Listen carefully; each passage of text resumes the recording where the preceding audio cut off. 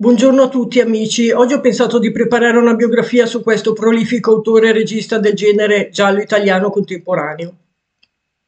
Nel frattempo vi ricordo che se i miei contenuti vi interessano potete aiutarmi con un caffè al link di PayPal che trovate qui sotto. Iscrivetevi al canale e mettete un like al video se vi interessa vederne ancora. Bene, cominciamo. La biografia. Donato Carrisi nasce a Martina Franca, nella provincia pugliese di Taranto, il 25 marzo del 1973. È dottore in giurisprudenza, laureato con una tesi su Luigi Chiatti e i fatti del mostro di Firenze. Il percorso di studio è poi proseguito con una specializzazione in criminologia e scienze del comportamento. Gli esordi da sceneggiatore per il teatro e l'esperienza in TV. Gli esordi con il mondo della scrittura di Donato Carrisi sono da ricercarsi a teatro. A soli 19 anni, infatti, firma la sua sceneggiatura Molly, Morty e Morgan, alla quale seguono un numero consistente di altre commedie: Cadaveri si nasce, Non tutte le ciambelle vengono per nuocere, Arturo nella notte e Il fumo di Guzman.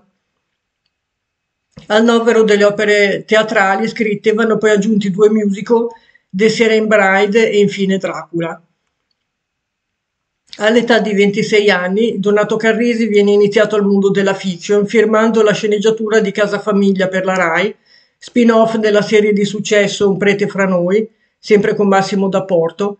Ancora per la televisione firma Era mio fratello, sempre per la Rai. Per Mediaset invece collabora come autore alla stesura della fiction Nassiria per non dimenticare e Squadra antimafia, Palermo oggi.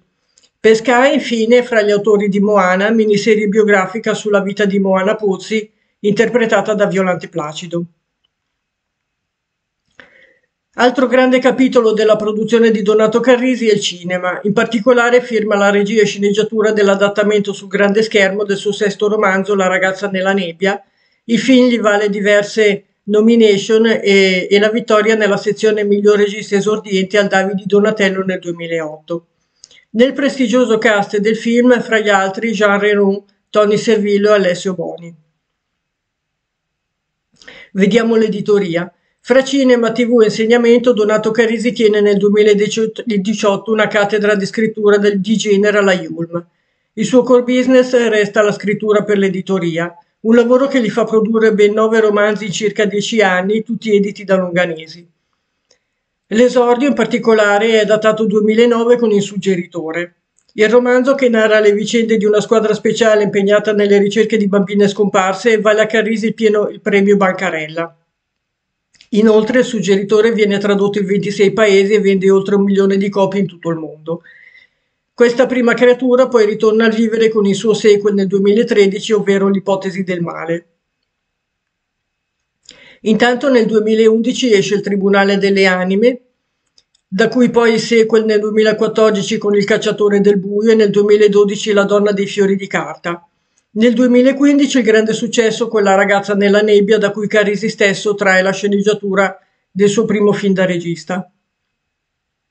Seguono nella lista della produzione da scrittore Il maestro delle ombre, nel 2016 il sequel del Cacciatore del buio, L'uomo del labirinto nel 2017 e Il gioco del suggeritore nel 2018, legati entrambi al romanzo d'esordio. In sintesi, come spesso avviene nella letteratura di questo genere, la maggior parte dell'opera editoriale di Carrisi si articola in due grandi cicli. Il primo è quello con al centro Mila Vasquez.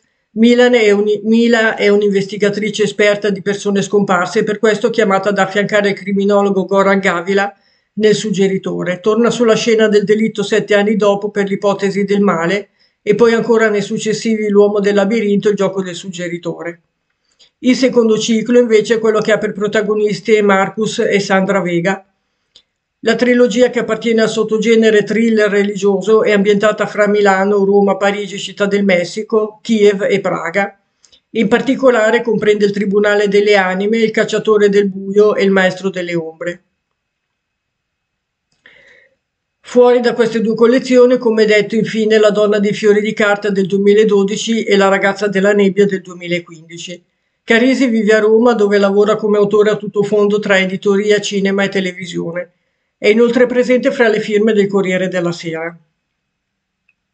Nel 2018 è insegnante all'Università della IULM, dove tiene il corso scrittura di genere, thriller, noir, giallo e mystery, nel master di arti del racconto. Nel 2019 torna alla regia con il film L'uomo del labirinto con Dustin Hoffman e Tony Servillo. Nello stesso anno pubblica il suo nuovo thriller La casa delle voci. L'anno successivo, nel 2020, dà alle stampe Io sono l'abisso. Bene amici, anche per oggi ho finito. Se conoscete l'autore mi piacerebbe sapere cosa ne pensate. Alla prossima biografia, a presto, ciao.